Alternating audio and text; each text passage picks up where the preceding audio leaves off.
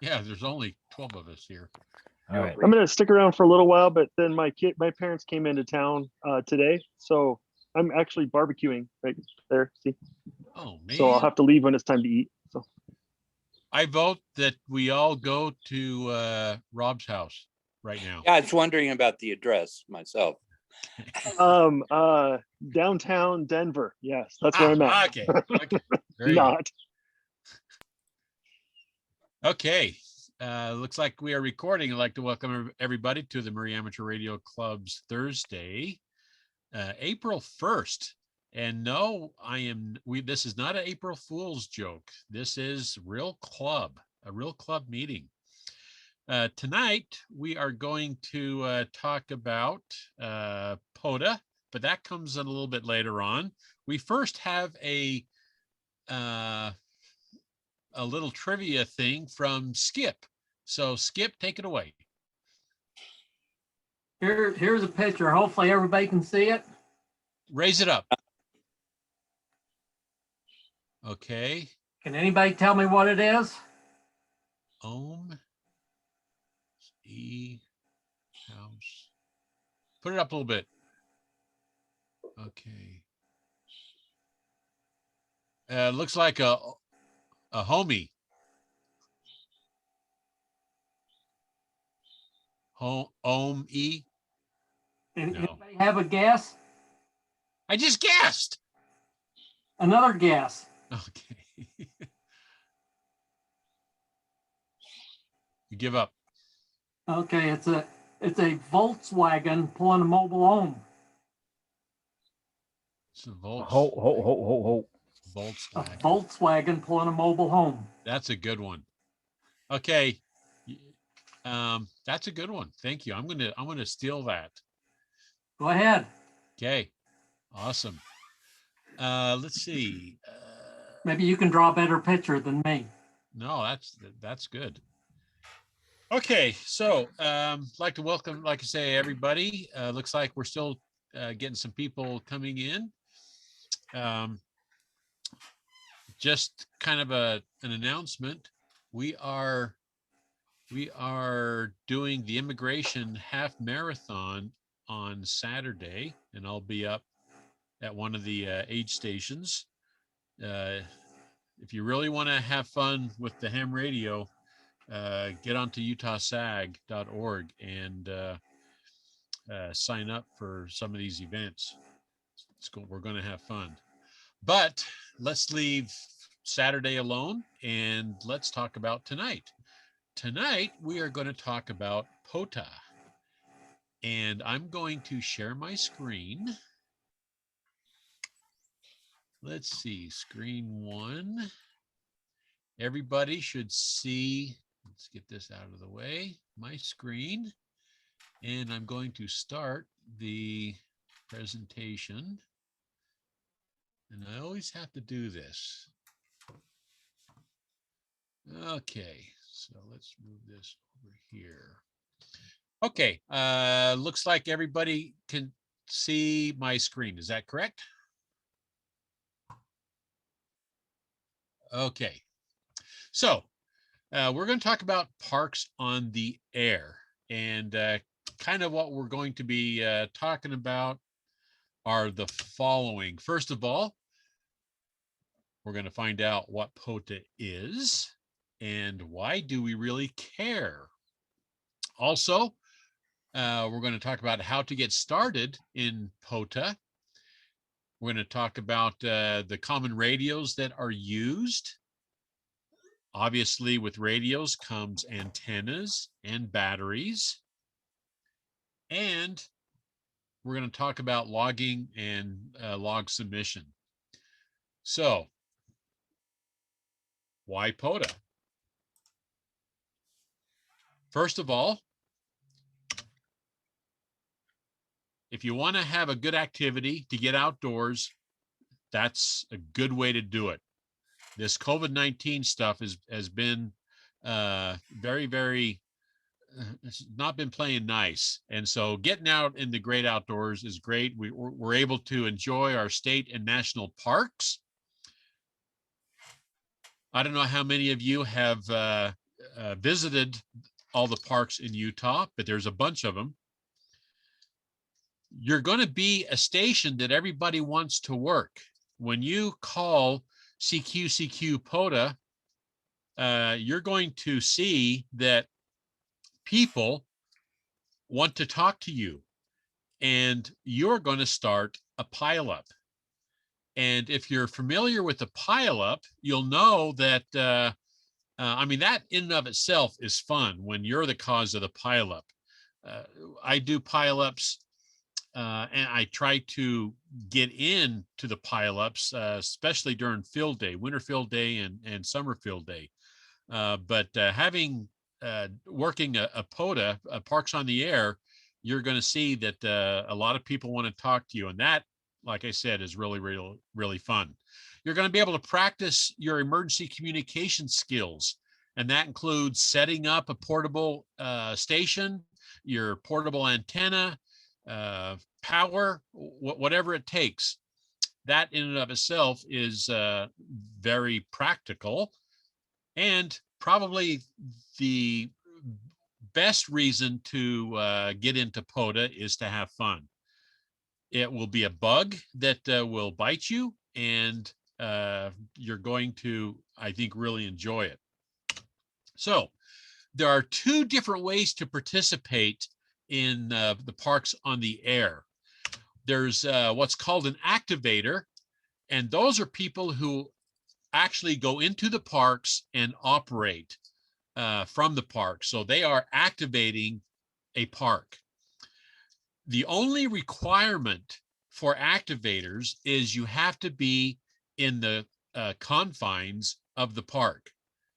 You can be in your car, you can be in a tent, you can be anywhere so long as it is in the confines of the park. So those are activators. And the other side is the hunters. And those are people who are trying to contact the activators. By the way, if you're an activator or a hunter, you get points for doing that. And we're going to talk a little bit more about that later on. But as a hunter, you can do that from your home. You can do that just driving around. You can do that from another park. You can do a park to park activation, and you can be a hunter in a park.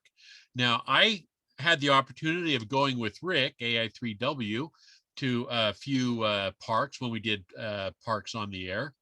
And it was absolutely great fun to enjoy that particular hobby. Now, one of the reasons why I wanted to bring up POTA is to kind of show everybody that there are multiple ways to enjoy the hobby. And this is just one out of many. And like I said, once you do it one time, you're going to realize how fun it is. And because sometimes it can be challenging too. And, you know, navigating the pileups is fun in and of itself. But just calling CQ POTA, see how many people you can get is it's just a lot of fun. So how do we get involved? That's the big question. Well, Hey, Neil's got his hand up.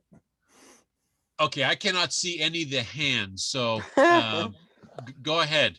So I just had a question. What frequency are you working doing the Parks on the Air?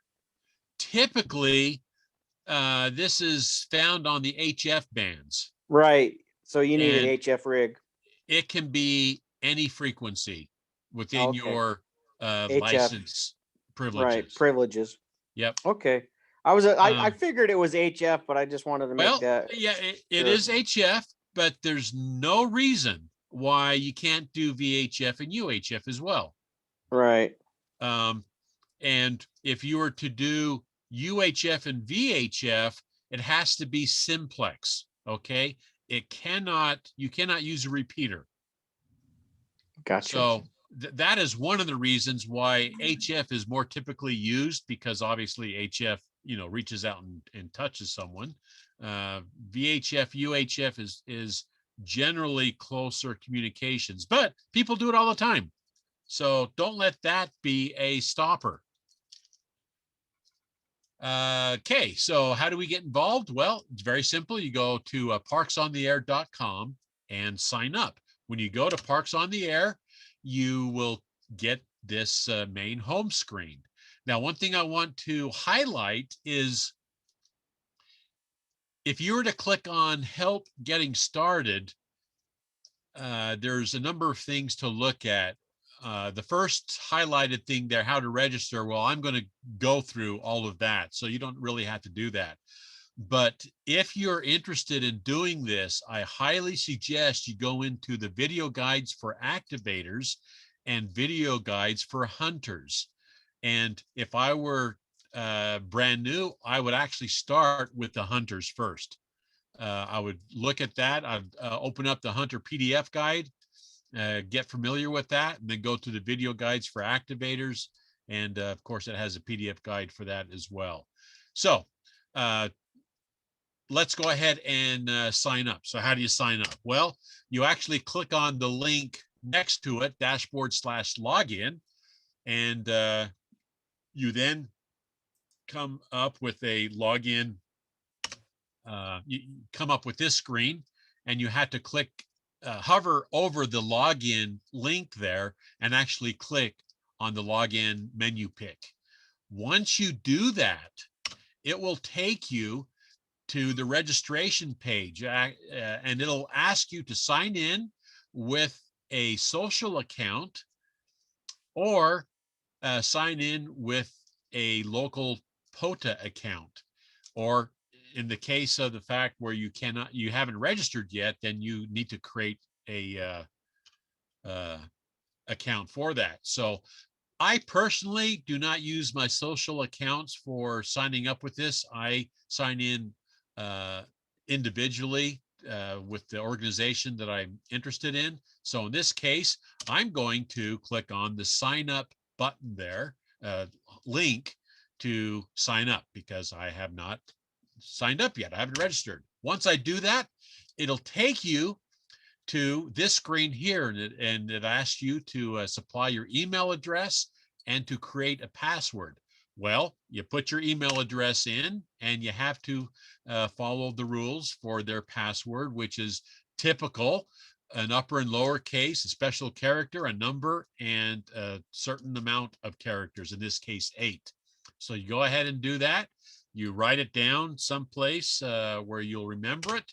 And then it comes up with the screen that says, check your email.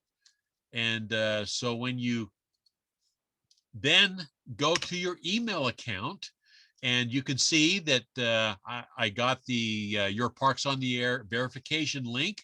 I clicked on that, and it opened up the mail, as you see down there on the south end of the screen. And it tells you just to go ahead and click on the verify email link. Once you click on that, you will see a screen that says your registration has been confirmed. Okay, so that's the easy part. Now you navigate to Parks on the Air again. You click on the dashboard login menu pick like you did before. You click on login, and you go ahead and log in, and it'll ask for additional information. In particular, it'll ask for your call sign. He already knows your email because that's what you used. He wants you to put your first and last name, and then click on submit. Once you do that, you will get a thank you screen, and you can then click on the return to dashboard menu link there in green. Once you click on return to dashboard, it'll have you log in again. Once you log in, you'll immediately be taken to the main dashboard with a message. And that message is, welcome to POTA, Dan Lundwall, newest member. At that point, you're in. Now, there's a couple of menu picks that have been added. One, you can see my call sign there. Another new menu pick is my stats, and join us on Slack. So those are 3 different unique things that you'll see as you know when you log in, and you're logged in because your call sign is there. So the first thing to do, I mean, I'm anxious to get started. So I want to know what parks are available in Utah. So I click on the park stats link, and I look for, there's the park stats button there, and you do a search for Utah and click on submit. Once you do that, it gives you all of the parks in Utah. And look at that, there are 421 parks in Utah. I had no idea Utah had that many parks. It pretty much doesn't matter where you drive in Utah, you're going to find a park near you. So my suggestion is, as you're going on vacation, do a search for the state or states that you go through and see what parks are available in your area that you're going to be vacationing, and you can activate or be a hunter in those particular parks. So they're all over the US. There's literally thousands of them. Utah has 421, and you can see a number of pieces of information for each park. First of all, look at the park number. Within the United States, oh, by the way, this is worldwide. This park's on the, no, I'm thinking SOTA, sorry, Summit's on the air. Parks on the air, I think, is US, and the park designator is Kilo, is a K. And then you can see the sort by K4 is Arches National Park, and it goes on. So it has the park number, and when you are doing an activation, you'll need that park number because people will need that for the logging. You'll see the number of temps, you'll see the number of activations, and you'll see the total number of QSOs that have been made from that particular park. So a lot of great information. You can see that there's some parks, the Fish Springs National Wildlife Refuge, nobody has done that yet, as well as Ouray National Wildlife Refuge, wherever that is. So that might be fun to kind of look for parks that nobody has done. Yeah, Okay. we did the Fish Springs. That's out in the desert.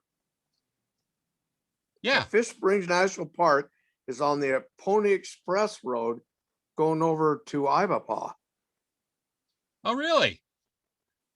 So Didn't did you mean have to your HF interrupt. radio with you? No, Okay. but yeah, we've been there, and it's just like there's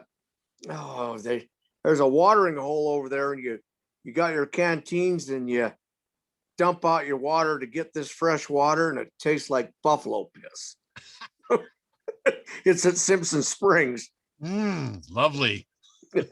All right, I'll let. Okay, well, case in point, there are places that we go to occasionally, and heck, if I knew that they have not been activated, that would be fun to activate it from there. So if you see the link there, find parks, and if you click on it, if you hover over it, and then you'll be able to click on find parks near me. Once you do that, then it knows. Oh, by the way, during the course of the registration, somewhere along there, it'll ask you, maybe when you first go to the website, if it can remember your location. And because I said yes, when I clicked on find parks near me, it knew that I was in Murray. And so it allowed me to, it allowed the system to display the parks that are near me. And you can see all of those yellow circles are various parks. One of the reasons why people enjoy Parks on the Air is for the awards. Both activators and hunters get awards. So you don't have to be the person going to the park, setting up your gear, and you're not the only one who gets the award for that. The hunter who you contacted also gets the gets an award. Okay. Now hunters, this is a good thing. Hunters do not submit logs. So if you are hunting and you're listening for CQ POTA, this is N7XDL calling CQ POTA. If you hear something like that, and you respond back to them, when they enter that log, they will also, because you're now in the system, you've registered with your call sign. That's one of the information pieces that they need is your call sign. You will be assigned a points for that particular activation. There are dozens and dozens of awards within the Parks on the Air environment. It's incredible.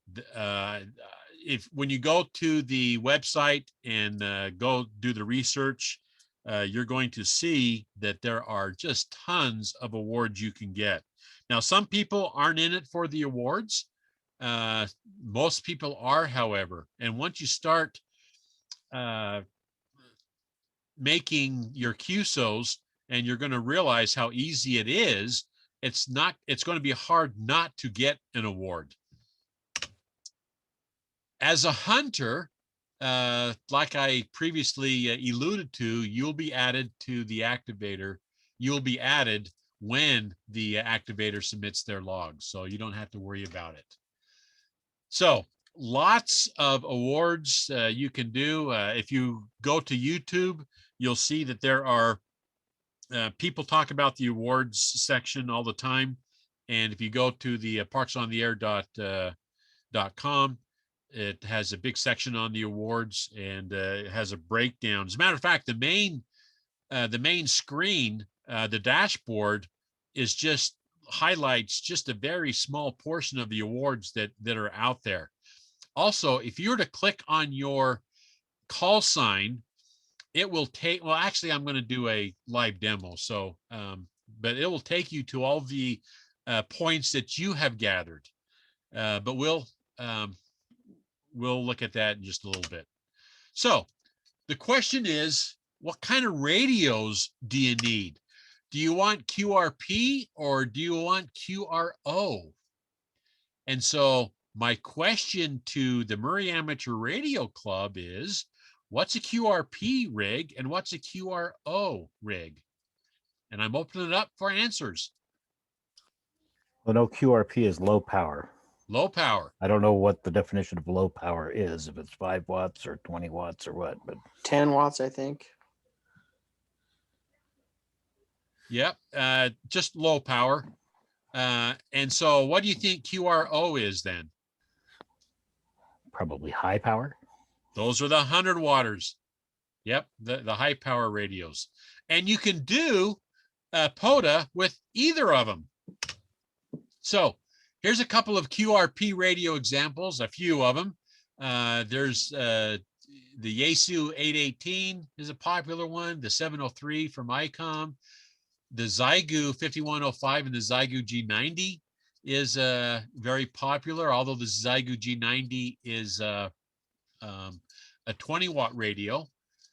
And the Elecrafts are very, very popular, especially if you're into CQ, but there are a ton of QRP radios out there. This is just a very, very small list of what you can get. Let's talk about QRO radios. You have the FT891. I have that radio. It works wonderfully. There's the 857. I think they stopped making those now.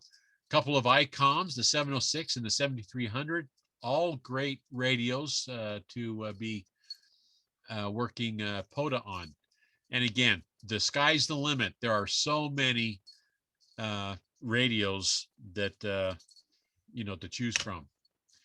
Let's talk about VHF and UHF radios. Well, everybody has probably one of those mobiles, as well as HTs.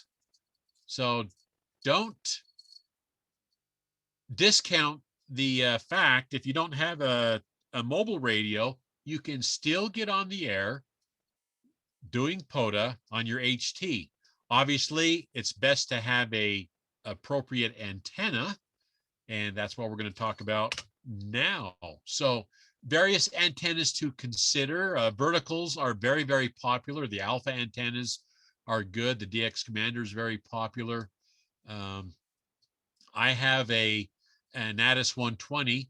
It's kind of a little Tar Heel antenna that you put on your vehicle. Verticals are very, very popular. Also, wire antennas are extremely popular. As everybody knows, I love my half-wave end-fed. I run that on my Zygu G90. And there's just a lot, especially when you're dealing with QRP wire antennas. They are so small. The antenna gauge is so small. It's amazing that you're getting anything out of these antennas. But like ham radio, it truly is amazing. And I don't have a slide for the VHF, UHF antennas, but as you might guess, the higher the antenna you can get, the better. So, the Carl Pocus, or I just murdered his name. The Carl J-pole is a very popular one. The 450 ohm antenna, 450 ohm and ladder line is very popular. How many people still have the 300 ohm antenna that we made in the club? I still have that. I use it, and it really adds gain to my radio. The higher you can get your antenna, the better your signal is going to be. As a matter of fact, this just popped into my head amongst all the vacuum of space that's in there. The antenna that we are putting up on our 220 repeater, it came today, as a matter of fact. I actually held it in my hand, and I put it up into the shack, ready to be installed. And the repeater is actually only a 40-watt repeater, okay? That's the total RF that's coming out of there. But let me tell you what the height does to it.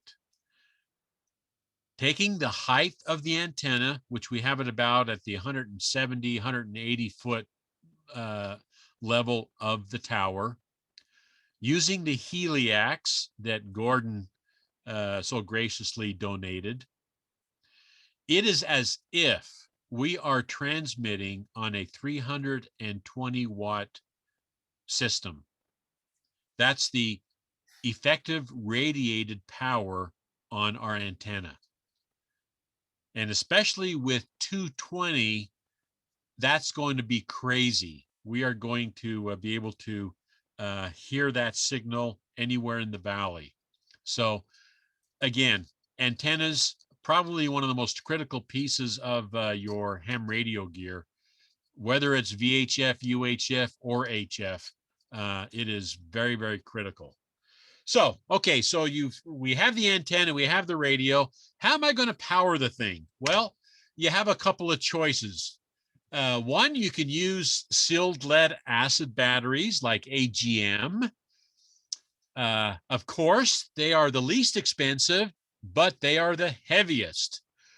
Or you can buy for the lithium iron phosphate batteries that are very, very expensive, but they are lightweight. So what you save in weight, another reason why it's lightweight is because by the time you dish out the money to pay for it, your wallet becomes also very, very lightweight. So yes, it is expensive, but it is very lightweight, and there's a lot of other advantages with using lithium iron phosphate batteries. Also known as LiFePO, LiFePO, LiFePO. One and the same, lithium iron phosphate. So those are the two. Oh, plus you can use your car battery as well, which is what you'd be using if you're doing parks on the air. Whether you're an activator or a hunter, you can do that within your car. And of course, it's probably not a sealed lead acid. It's going to be a wet battery, which is the least effective battery out there. But that's the type of batteries that everybody uses in their vehicles. So, okay, so there's batteries. Let's talk about logging. There's a couple of ways to do it. You can do paper logging, but you have to transfer it to your computer anyway. So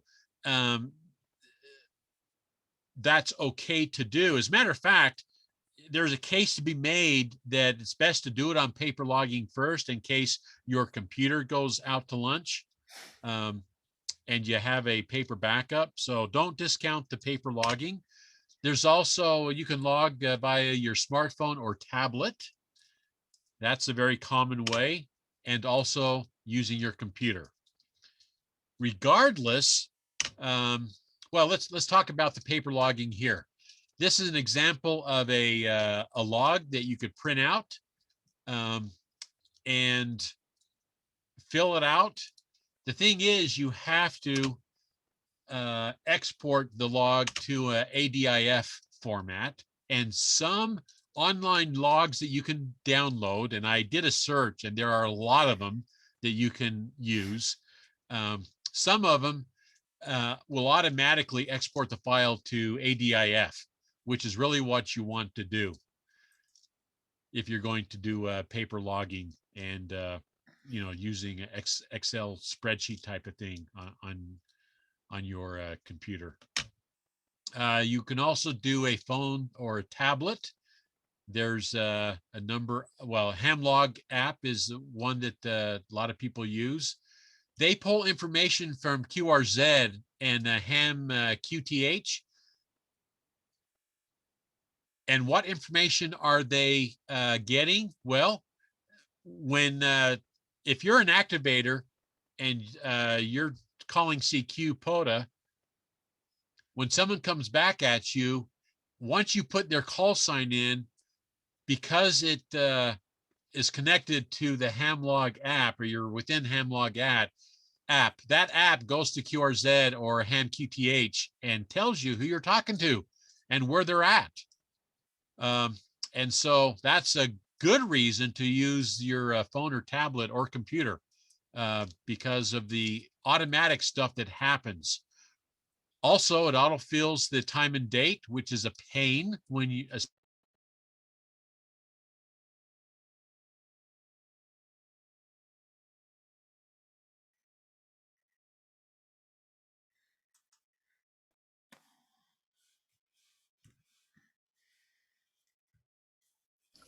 Did we lose Dan?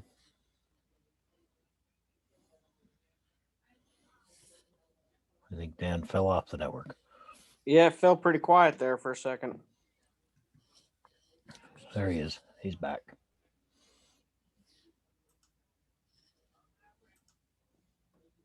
Can you hear me now? Yep, we got you. You're back. Oh my goodness, I don't know what happened. Sorry about that. Let's see, I need to share my screen again, probably. Just the Computer perils of the timeout? internet. Sometimes I have internet issues, thanks to Century. CenturyLink, huh? whatever the DSL company is. Okay. So again, I suggest you use your phone, tablet, or computer because it does a lot of things. And if you're working a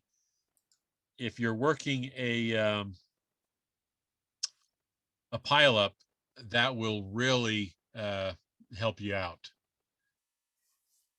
And it's much easier, in my humble opinion. So the last way is the computer. And again, it also connects to the QRZ and the ham QTH. A lot of the stuff that gets filled out automatically. And you can see all the contacts that you've made with that, which is kind of nice. So the question is, do you have any questions on POTA? I'm going to stop sharing. And let's talk about POTA and field any questions that you might have. Okay, so we talked about POTA, which is Parks on the Air, and you alluded to SOTA. What's the difference? What's the similarities? Okay, so SOTA is it's Summits on the Air. There's a lot of similarities and a lot of fun stuff as well that's unique with SOTA. First of all, SOTA is international. So there are tens of thousands of summits on the earth, right? And so with SOTA, you can get a huge range of people all over, in the DX community. With POTA, as far as I know, it's all within the US. And I was going to show you. Let me bring up Parks on the Air. So let me share my screen again. Share screen, and I'm going to do my app. Share. Everybody should see my Amazon page there. So that's Yep. that's Dan's wish list, the Yeah. parts that he wants for his radio. So Yes.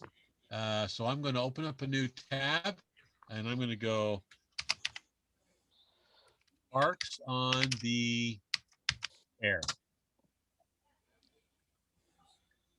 And there it is right there. Parks on the Air. And I'm going to log in.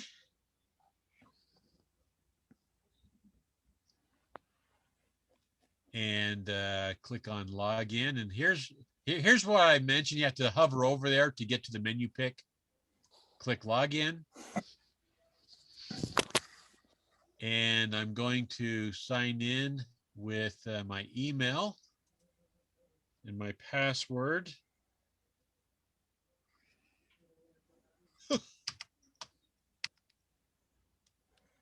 Seven, 8, 9.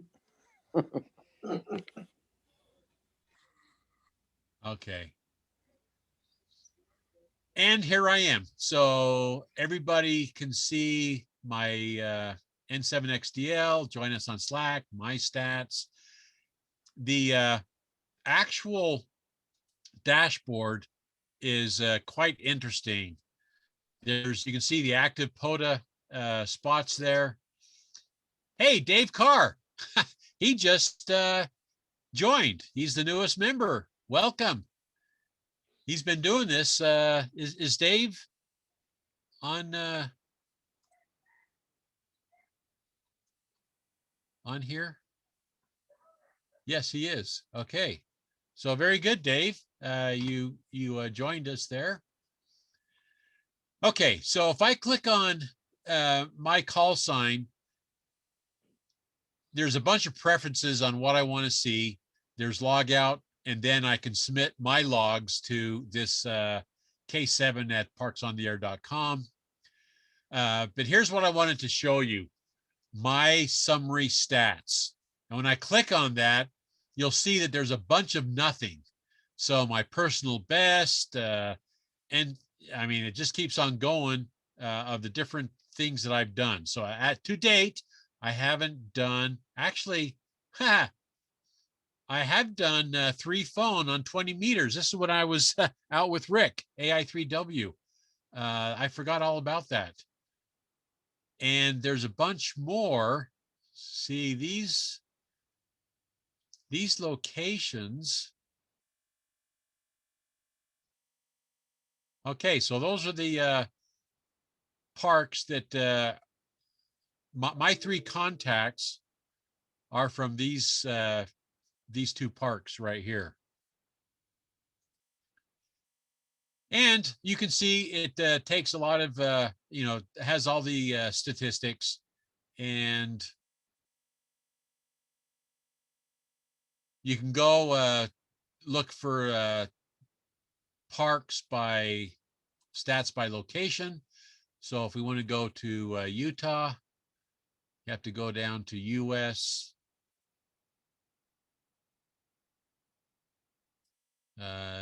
Utah.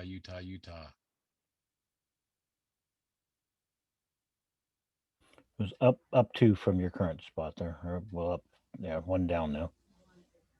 There it is. There you go. Okay. So there's a total number of QSOs. And by the way, you can go ahead and click on the column, and you can see, and it sorts it by the column, but look how many zeros are out there. Holy moly. The whole state of Utah is, that can't be right. I'm going to go to one of these and click on the state or the park number. You can see it's thinking about it.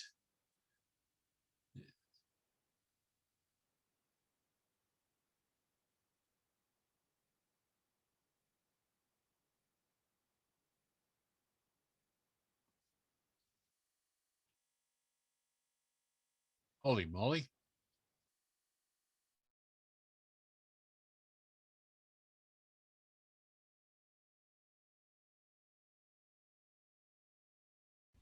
I think we killed it.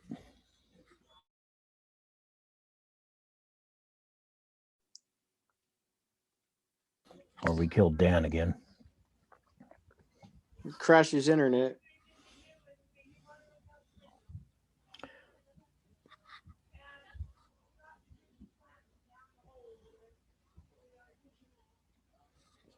Give him a sec, see if he comes back.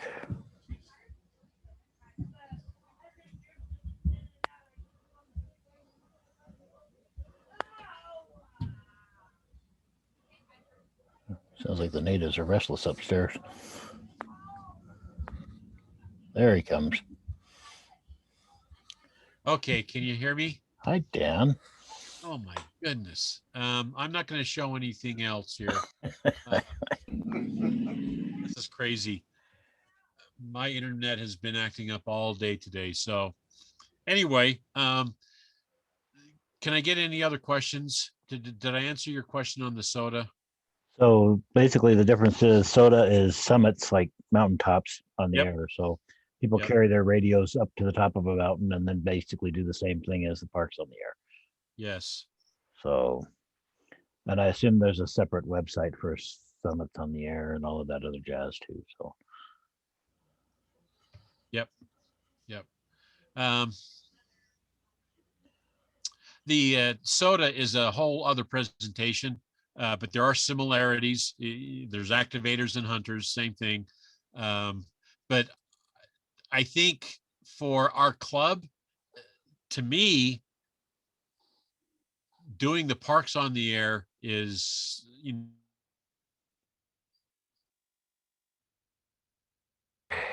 I think he's gone again. Yeah. Since he's playing around, I've got a comment on that.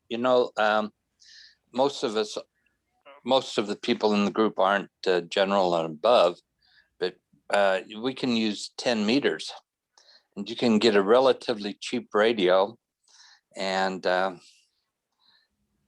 and a cheap antenna system set up real easy. And even right now, 10 meters isn't working too great because of the solar cycle, but you don't necessarily have to use skip. You can use the ground wave also and make contacts with it. So it's a possibility. Like right now, I think it's Ogden. They check in on 10 meters, and they just use ground wave mostly. But it's something to consider because the solar cycle is opening up, and a cheap way to get on HF is 10 meters. So that may be something to consider. We should probably come up with a list of radio options for 10 meters for those technician license holders that want to play. I see Dan's back with us again. My daughter, she's streaming. So I told her I'm having a meeting. Don't do anything. No movies, no nothing for right now. And she said, "Oh yeah, Dad, whatever." Right? Well, I can go turn off the router right now if she wants to. Okay. Sorry about that, guys. This is horrible. So where did we leave off? I don't know. Ragnar was just suggesting that we try that, since there are a lot of us that are technician class licensees, that we explore some 10-meter options, and that there may be some 10-meter radios out there that are not super expensive that we could get involved with. So Sure, that's definitely an option. And at least get our feet wet in doing some HF stuff as well. How what kind of price are we talking, Ragnar, on the 10-meter stuff? A couple of $100, and actually you can use what is it? A lot of good CB antennas. I mean, really good ones. It's just a matter of a couple of inches difference between 10 meters and CB. 11 meters, yeah. And so it's just matter of fact, I've got a good K40, which is real good CB and antenna, and I think it's just 2 inches off of it, and it works real good on 10 meters. So I found this one on Amazon for 140 about. It says a 10 meter and 12 meter. I don't know. I haven't really looked into it to see what it can actually do, but I was looking for one that didn't have CB channels on the front panel, and this one actually does show a frequency, so that's a good sign. Yeah, I know that radio. I've had a lot of people get that radio. That's a good one. Usually there used to be a lot of CBs that were converted, and they were 30 years ago, they were really dirty signal on 10 meters, not acceptable. So some of those weren't too great, but yeah, I think you can get into it for just over $200 with an antenna and radio, because there's quite a few out there. And like I said, like that Ogden group, I think they check in on Thursdays, and they use 10 meters now, and using the ground wave works really good. So there's a lot of contacts to be made. So, and the solar cycle is happening. So. And is it a SSB? Yeah. Okay. Yeah, that's definitely an option. That's a pretty inexpensive option, $140.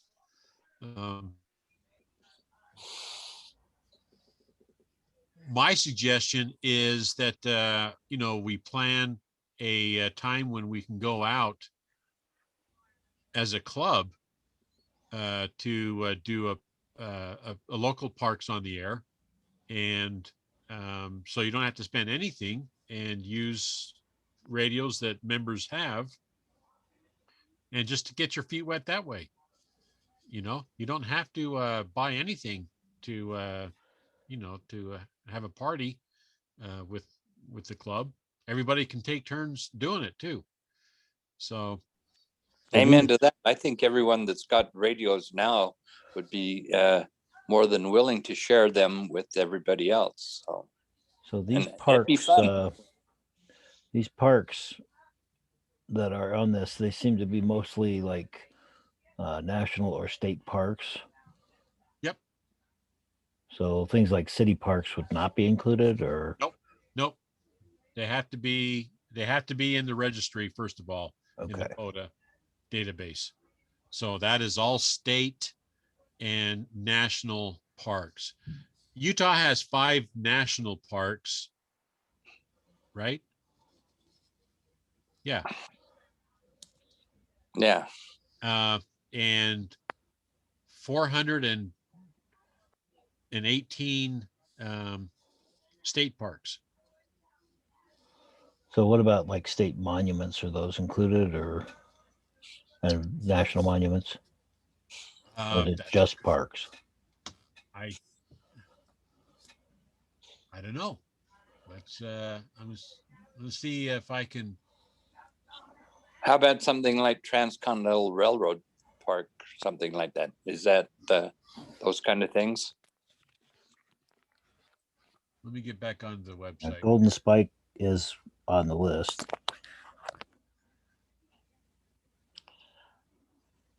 Okay, let's do a find parks near me.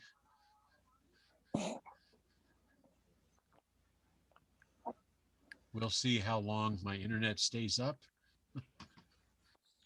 How about Camp Floyd? That's just around the south end of the valley here. That could be. Let's see. Or like the reservoirs on there, like Rockport State Park or Jordanelle.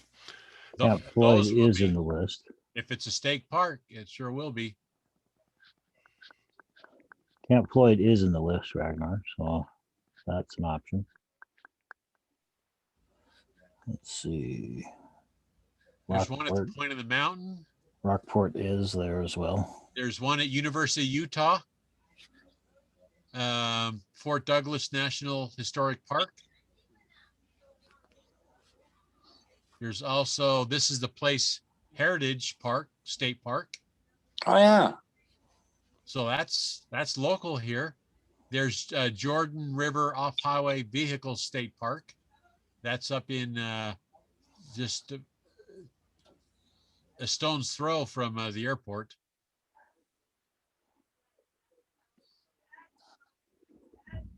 Looks like all of the state parks are kind of on the perimeter of Salt Lake.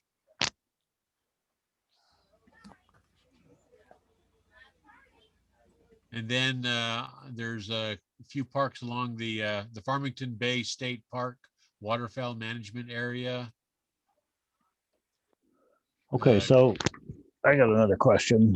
So I'm looking at like this list of parks, and I was looking through the ones here in Utah, just for an example. And I see like a whole bunch of parks. How do I know where these parks are? Right. So if I wanted to go to like Gooseneck State Park, do I just have to Google for that, or is there a way to tell from the website to like figure out where that's at? Because I clicked on like the K3074 for this Gooseneck State Park, and it just shows me there's no history of any activities there. It doesn't really tell me anything useful. Yeah. Let me. I could probably go to like Google Maps and search for Gooseneck State Park, but yeah, there's a slaughter one too, and I'm like, that doesn't sound like a good place to go. Isn't there like a Slaughter Lake or something like that? Yeah. Activity, activators, hunters, find parks.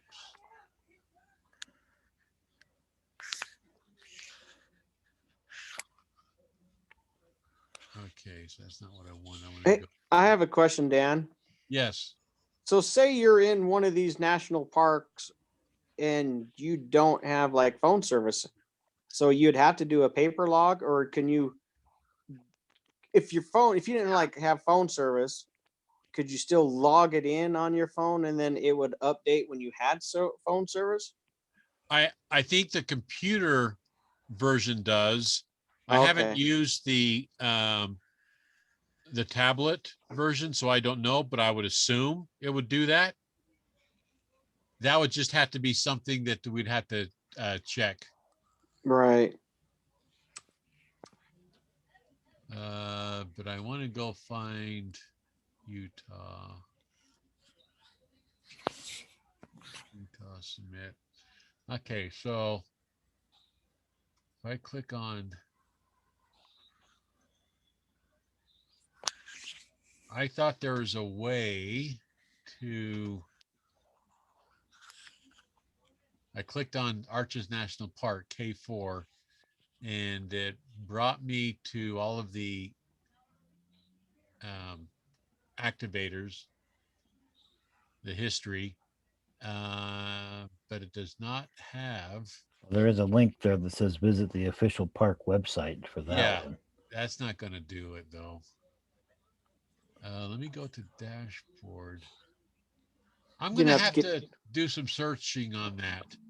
you might have to go out onto a topo map, kind of like for the state or something, and might have to find it on a GPS type thing. Yeah. So Goosenecks, by the way, is near Medicine or near Mexican Hat. So Oh yeah, it's beautiful there. I love it there. I just did a Google for Gooseneck State Park, and I came up with there's a stateparks.utah.gov site that has all the state parks, and then there's some information on it there that you can see. So there's a way to find it. But yeah, it would be nice if there was a way to do it directly from the application, but it doesn't look like there is a way. Yeah. And you know what? I am wrong. I thought this was just a US thing, but it's Parks on the Air is worldwide.